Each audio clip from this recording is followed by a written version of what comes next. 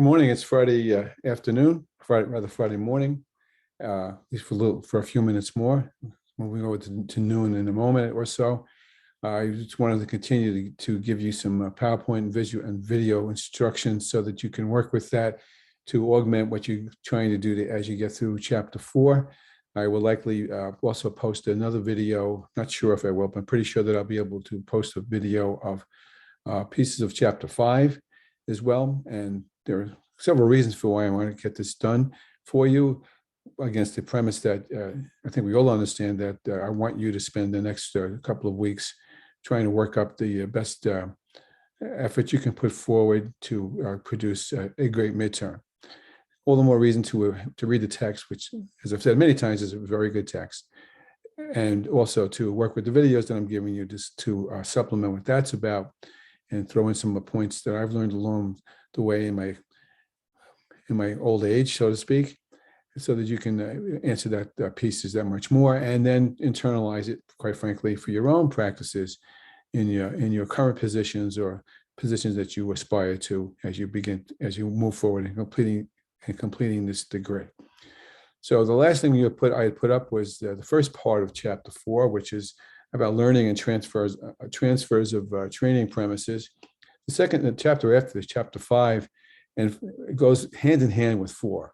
They go really nicely together. About 5 is about designing the programs to make those pieces work, and they go hand in glove. And I do suggest strongly that you give a good look to chapter 5 along the way. Although I can also come back to that in the following week to give you some pieces to work with as far as that's concerned, because I don't like to overwhelm you. It's better that we move slowly and with quality than to rush headlong into a tunnel we haven't necessarily seen through. There's an old phrase about fools rush in where angels fear to tread, and so I don't want to be the fool to lead you through those tunnels either, unless you really think things through. So you have the chapter 4 as a beginning, and as I've said, that first PowerPoint, I deliberately broke it into 2 parts because I thought there was a lot to absorb. And even with the 2 PowerPoints, I'm not sure we've been able to cover everything. And I'm hopeful we can kind of backtrack on some of that in the discussion questions when I resume discussion question expectations after the midterms are submitted. So you're going to submit the midterms to me by email. I'm not sure if I left a space for it in Blackboard. We'll come back to that. You smiled. But if you're not sure where to send it to me by email, and I will respond to them. But they're not due until the week of March 7th. And then on the week of March 14th, we're going to resume the discussion questions. So I'll probably backtrack on some of those discussion questions topics so that we can reinforce both what you did in the midterm and what you will have experienced in viewing these videos. Enough said. So let me take you through the second half of chapter 4. And we will do that in a moment. Here we go.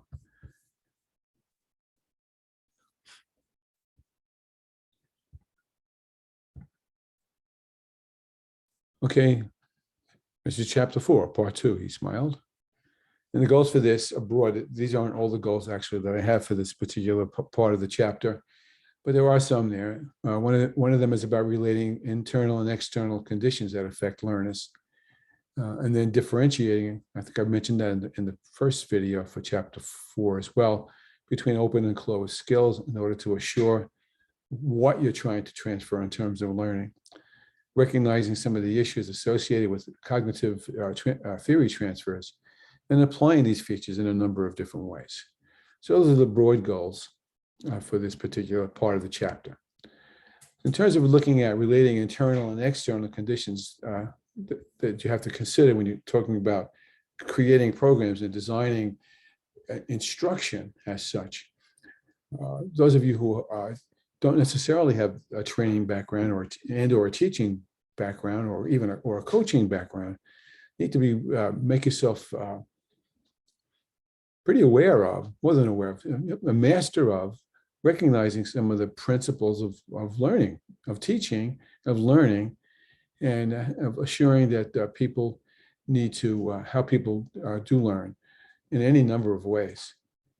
As I said a couple of times, I'm doing the talking heads at you now, which is really a very low level form of instruction that lends itself nicely to asynchronous instruction, unfortunately. I'm going to ratchet that up in a week or two. But right now, I'm going with the talking heads approach. And the talking heads approach might work with many of your workers whom you have targeted to train in one aspect or another of their positions. But there's obviously many more ways to consider that. And so you need to be fairly cognizant, and no, I'm taking that back. You need to be cognizant, not fairly cognizant, aware of, be able to talk about and apply these principles in whatever it is that you decide to have happen when you create a program of training for your workers as such. And these are just some of the things that need to be considered about. One is the physical and mental processes associated with learning. And make no mistake, there are two. There are both, and they're both broad categories.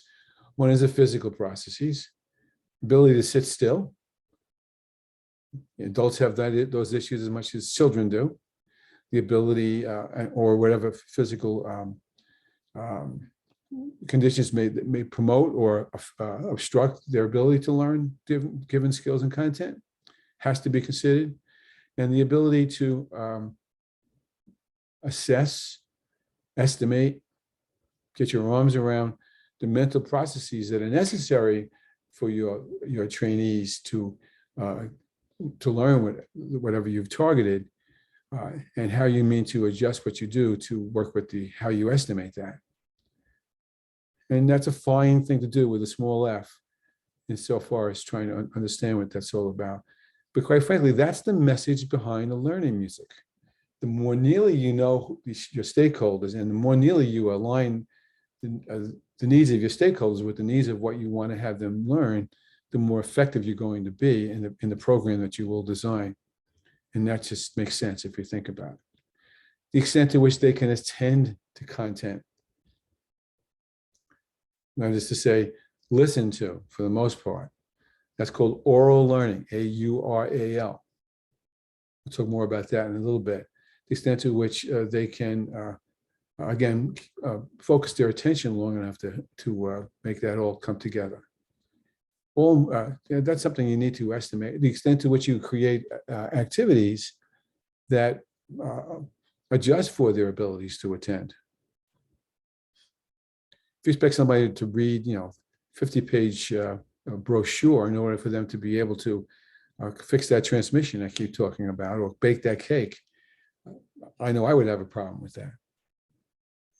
Clearly, it would require that you engage workshop instructors or trainers with the ability to translate that need to different kinds of modalities. We'll talk about that in a moment. The third piece is a hard one. In fact, let me just keep going. We talked about that. As far as attending, focus the content. What is the content? What is the facts? What is the data? They need to know in order to be assure you that they have the capacity and have mastered the skills to apply the learning to meet the needs of the organization and of themselves. In fact, I would probably flip that around. And more important than that, and that's why there's an exclamation point there, would be the focused skills. The skills is a practiced behavior. It could be a cognitive skill. The ability to add is a cognitive skill. 2 + 2 is 4. But it's also the skill of using tools, of assessing a problem and coming up with a strategy to solve the problem. Those are skills. That's not content. I would presume, I'm making a presumption that those of you who are watching this, that you probably need to recognize and probably do realize, because you're all very smart, that you need to focus towards the skills sets more than the content, although I'm not dismissing the content.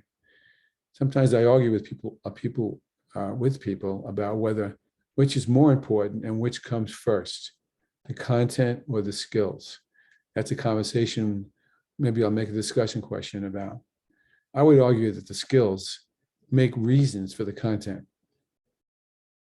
They justify needing to know the content if they work the skills through, which also speaks to the idea that you don't have somebody fix a transmission if they don't have any content at all about what the skills are about, or rather what the content of a transmission is. And so you need to figure out how they align and weave with each other as such. So yeah, there's an issue of attending. There's the issue of what I call mental constructs. In learning theory, sometimes it's called schema.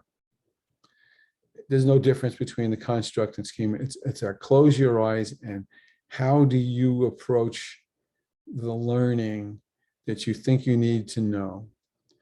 Do you change its color? Do you visualize words? Do you listen and then speak it back? Do you take a piece of clay and rework the clay into a statue after you visualized it? Everybody learns differently.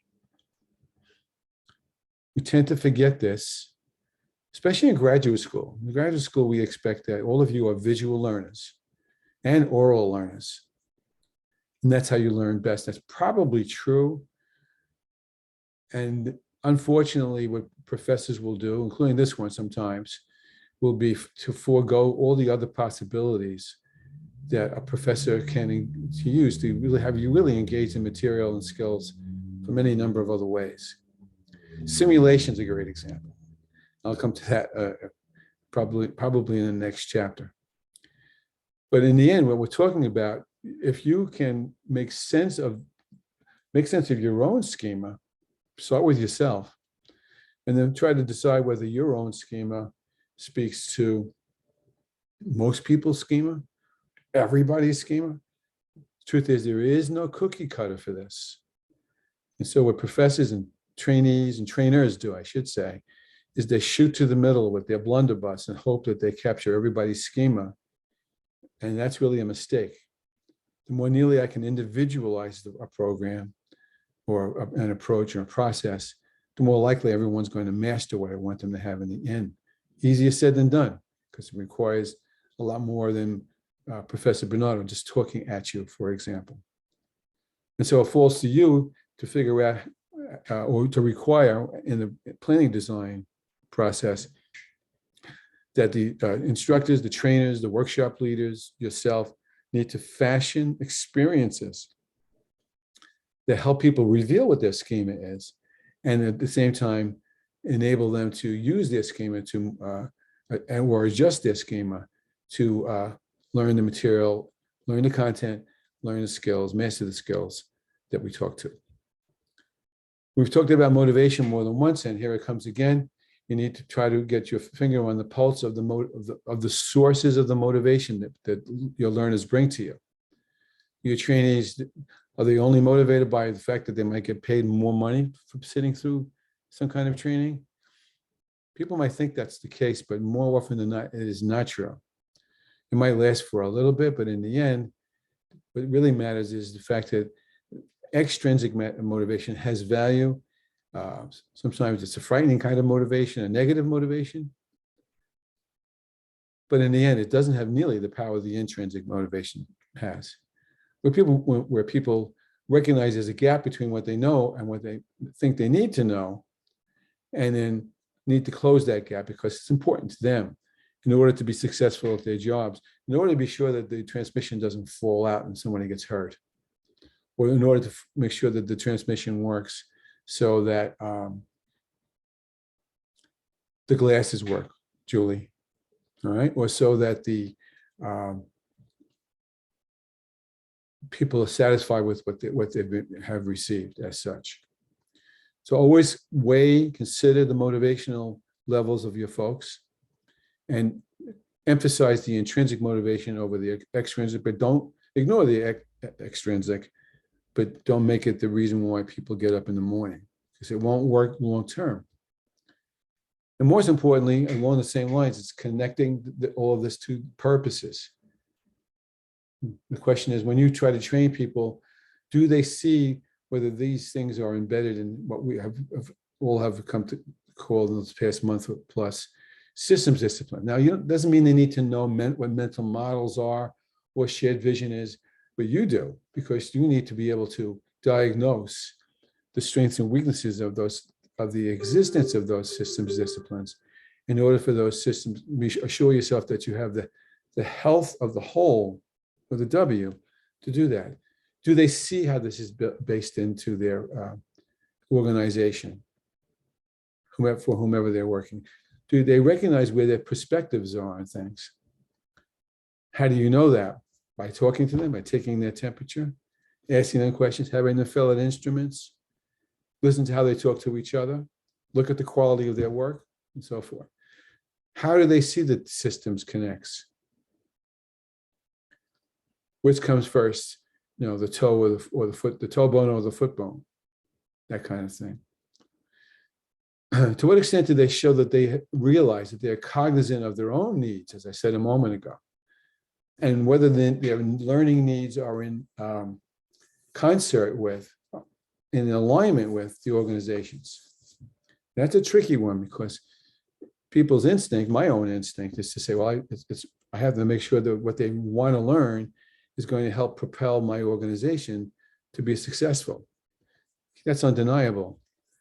However, other theorists would argue that it's just as important to help them learn things that may not necessarily be something they need to know to get the transmission into the car, but will come to pay off later on. My answer to that is yes, you do that. You try to develop, nurture the whole person. And the butt at the end of my sentence is that sometimes you have to figure out which comes first, the chicken or the egg. In the same mind, along the same lines of personal mastery, is the team learning premise. How good are they? How do you estimate how good they are as working in groups? Sometimes this is called a so-called soft skill. I don't like that phrase, but that's the phrase most people hear. It's hard to measure. It's not a content piece. When I went to school, before any of you went to school, there was a little column in the report card about works and plays well with others. That's really what it says. Some people can be, really terrific mechanics or terrific client representatives or terrific chemists and so forth, and have zero ability to work with other people to make anything happen. Now, in some cases, that's fine in terms of the needs of your organization. You can isolate them or give them a room and say, come back when you do something on your own. But in most cases, that's not the case. But we have 21st century environments that expect, honor, insist on collaboration. And so the team learning premise cannot be ignored and has to be considered when you're making your own decisions about how to approach these learning experiences. Mental models drive so much of what we're talking about. That also speaks to culture, and I'm learning that I need to do more about culture with this group, and I'll do that sometime in March. And Julie's going to remind me, or probably there might, or Joyce, one of these three people need to remind me about this. So, to what extent do the mental model of the individuals and of the group promote or obstruct their ability to connect with each other? Think about the groups you've been in. Think about the negative Nellies who tear down things rather than try to build things up. Are they listened to, honored, or buried, or ignored, or do they win in the end? I'm giving you lots of scenarios there, because the scenario where everybody integrates is really the scenario that you want. Because sometimes the negative Nellies have points that cannot be overlooked. And in the end, to what extent do they buy the shared vision? If they don't buy the shared vision, they're going to approach the learning from a lip service point of view. How you make sure that everyone recognizes that is consistent practices in modeling from you and from all of the leaders and all the constituents of the group. They model the vision. That more nearly substantiates the need to be trained in order to continue to meet the needs of the group. This slide is an important slide. Pay attention to that one. Not that the other ones aren't, but this one has a lot of value. The textbook talks about something called work storage. I call it capacity. The physical constraints or strengths we've talked about already, the level of cognitive ability and the level of cognitive need to learn the given skills and content that you think the training requires. Now, you may not be aware of this, but this is straight out of Learning Theory 101. There's an argument that everyone has different strengths and learning styles. There's been new research that kind of questions this, but I think I'll share it with you, and you can decide whether this has application in your own training intentions. And then basically it says, what kind of learners are you? Everyone has different strengths in how they learn, different learning styles. Most people who do well in academics, like yourselves, otherwise you wouldn't be here, are visual learners. They can look at a PowerPoint and make sense of it. Their schema makes sense out of it. They can rearrange it in their heads and make it even more powerful. Okay? They can watch a movie and they can take it from there. It's the same premise as such. So they're visual learners. There are motor learners who need to, these are the physical people who maybe they need to be strong, or maybe they need to be able to run fast or see things more clearly than someone like myself without, you can't see the slide without my glasses on. There are oral learners. Usually visual and oral learners go together. Personally, I'm a very good visual learner. I'm a terrible oral learner. I don't listen to other people. Just ask my wife. But I'm so aware that I'm such a bad oral learner that when I fashion workshops, I usually spend a lot of time on coming up with another learning style to compensate for that. And some people are tactile. I can't use chopsticks. I haven't got a clue how to use chopsticks. I don't get it. I don't have the tactile skills to do that.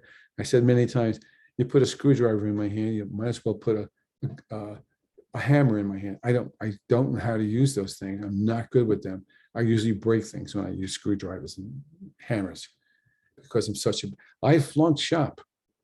He smiled and didn't become the valedictorian of my 8th grade school many years ago because I couldn't make a lamp out of wood. I couldn't do it.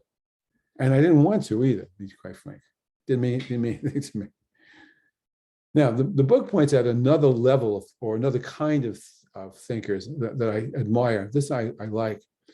And the author gives it 4 different titles: diverger, assimilator, converger, and accommodator. Let me go from the bottom up. An accommodator, like most children at certain age levels, but also adults, like concrete learning. Want to see it, want to touch it, want to do it, know what's expected, highly structured tasks or work for them. A converger is, I would call a mechanic in many respects, who knows how to bring something to a point. We talked about convergent and divergent thinking already. Brings something to a point, can do technical things. I would call myself an assimilator. The older I get, the more theoretical I get. I can construct a theory out of most anything because I think about the big picture. I'll inductively take in a lot of material and then categorize it in my schema and then draw a conclusion about what it means, which makes me a pretty good professor, but not a very good mechanic. And then there are the creators. I wish I were more creative because it's something kind of important to me to write the good poem, to write the good novel, but diverging things are creative thinkers. Now, if you were to somehow draw a matrix of this, visual, creative, visual, motor, oral, tactile, and then there's one other I left off that, versus the kind of thinkers they are, you would probably have something kind of interesting to think about how you would approach that. And I'm going to make a chart about that when I remember to do it. And again, I need my consciences, my Jiminy Crickets to remind me to do that. But in the end, it's what's on the bottom. How would your knowledge about all of these factors affect your considerations about training approaches? What would you put into the pot to boil off to make decisions about how you would approach training in different situations. Remember, this is all contingency things, all situational. One more time. And that's a great discussion question that you're not responsible for until I decide to post it up in a few weeks. How would knowledge about all these factors affect your considerations about training approaches? We've already talked about this, but I wanted to plug this slide back to the previous slide, which you're going to need to be able to clearly, you are going to need to be able to clearly differentiate between open and closed skills learning transfers.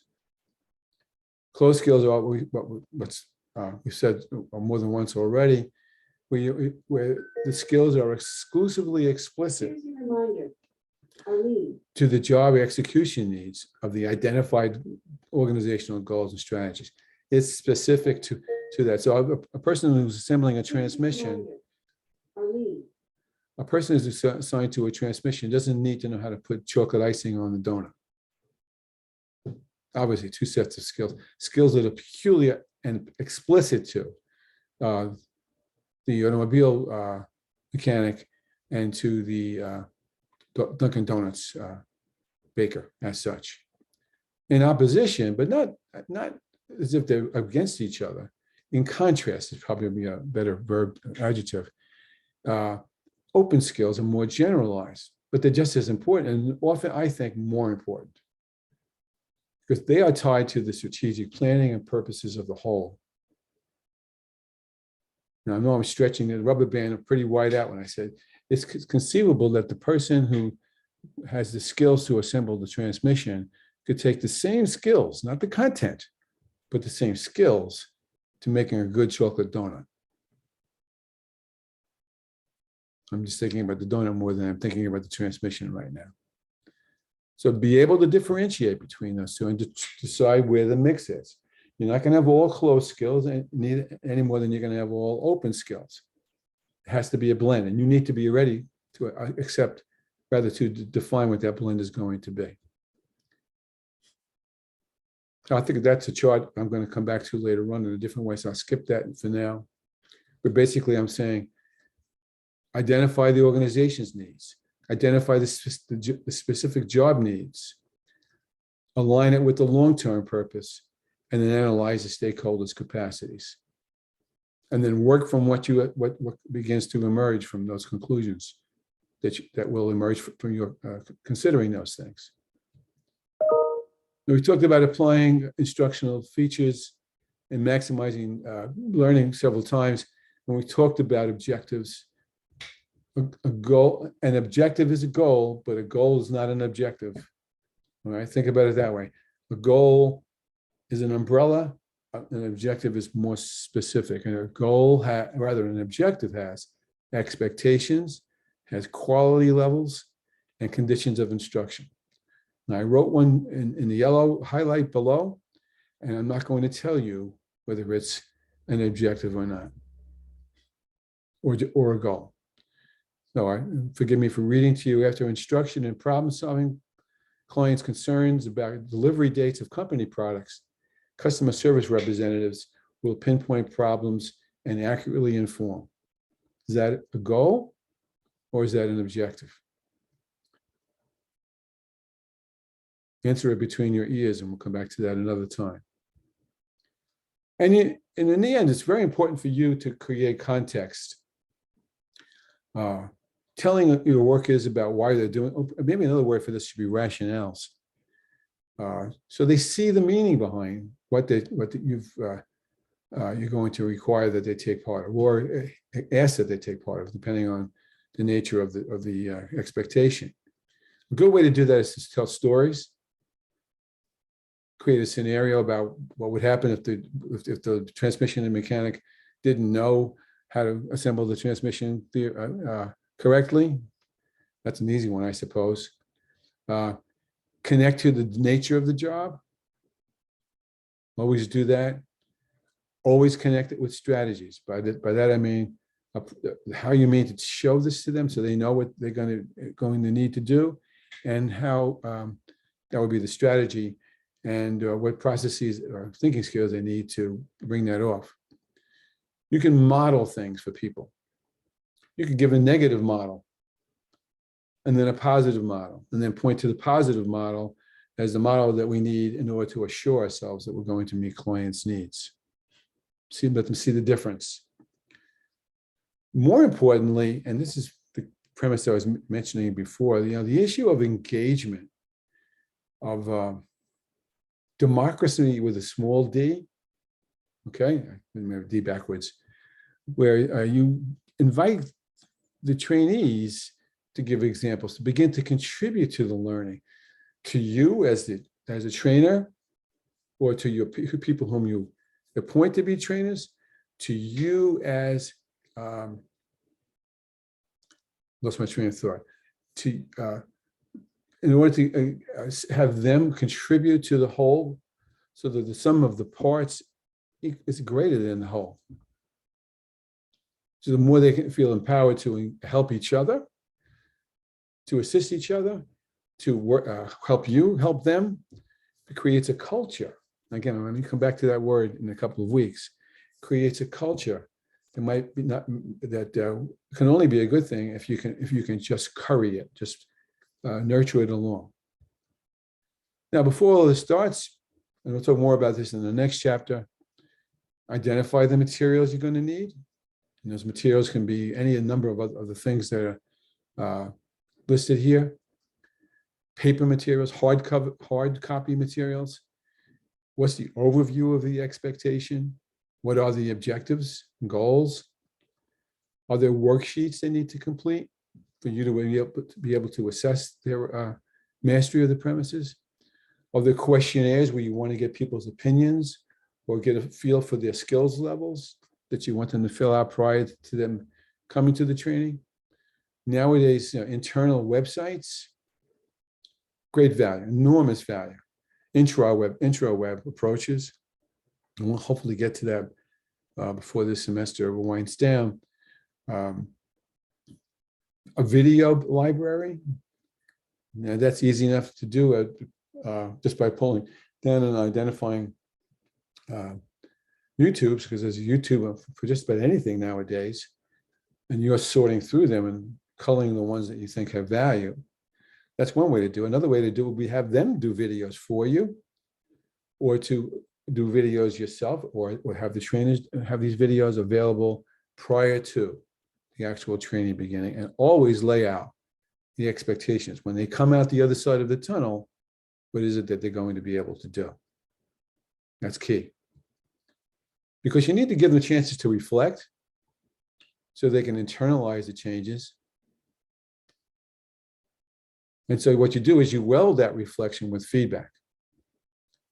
Now, feedback is a tricky word. It's not as though you go back and say, you couldn't put the chocolate icing on the cake, you fail, go back to the strawberry pancake, donut. That's not how you do it. There's ways to offer feedback, constructive feedback, that we will spend some time on in the next chapter. Where it's possible, experience, we've talked about this a zillion times, have them do. Not have them do what you're doing now, which is listening to me prattle on. You can have them watch, you can get them to do things, you can get them to exchange ideas and practices among themselves. In the end, what you want to do is, and this is a fancy premise, you want to create a community, there's that C word, a culture of learners. So that when you walk out the door, or your trainer rides on a horse out of town, that the skills they have are reinforced among themselves by their practices and by their application of the expectations to begin with. Key pieces here. Okay, so I'm thinking that we, between the first slides, set of slides for chapter 4 and this, you're in good shape to move forward. I'm going to try to get that chapter 5 up as rapidly as I can, but in the meantime, I think I may be able to get one half of it up today, but the second half won't be up for about a week. All right, so stay safe, but at the same time, work on that midterm. Shoot me questions if you have them, not on the discussion board. Email them to me or text me, and I'll get to you. By the way, when you text me, tell me who you are, because I have 3 different classes, and I'm still learning the names of some people in some of the classes. And so I need to just say, hey, I'm Joe from the 537 class, and then I'll figure the rest of it out. Okay? So stay well, and See you real soon.